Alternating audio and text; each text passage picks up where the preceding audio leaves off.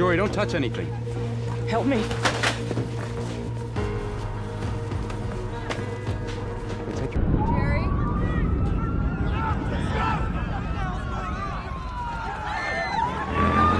Get back in your car right now! Remain with your vehicle!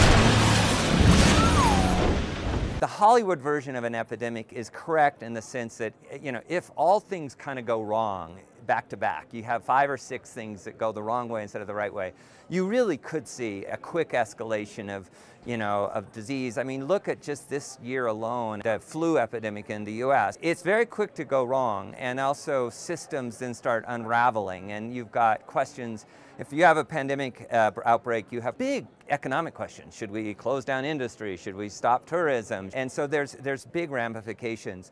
That said, you know, we are a pretty agile and creative group, humans are, and we respond as needed. And we've been really lucky and smart in responding to a lot of outbreaks in the last 10 years. I think we're going to get smarter, and hopefully we won't have the Hollywood version. There's some basic precautions that if you're involved, stay home, distance helps. I think early signs, you know, it's a classic thing. If you feel sick, you're getting a fever and you're around, go see somebody quickly, because it can scale pretty quickly.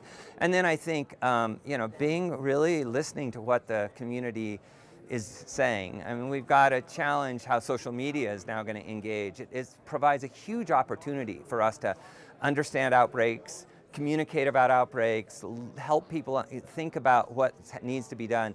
But it also has all the risks, right, of not knowing what's truth, who's advocating for what. We have to also be careful that the global leaders don't get so focused on pandemic preparedness, which is important, but we actually have far more kids dying every day of those diseases that, like malaria and TB and meningitis. Far more people died of not getting their malaria treatments during the Ebola crisis than had died of Ebola. So we have to keep making sure that we don't get wildly distracted. I sometimes liken these things to a 5-year-old soccer game, right? All the kids run after this ball and all the kids then run after the same ball. And we've done that in global health, every epidemic. So we've got to be more balanced, play more strategically, and say, yeah, we need to focus on Ebola and the next Ebola and measles and flu, you know. But we also have to keep, you know, building the health systems, strengthening them, making sure we're addressing unnecessary deaths. No one dies in Europe or the US of malaria, and still 400,000 people die a year of malaria, and almost all of them are African children under 5. I mean, we have to keep working on that problem. We believe deeply in the power of transformative technology.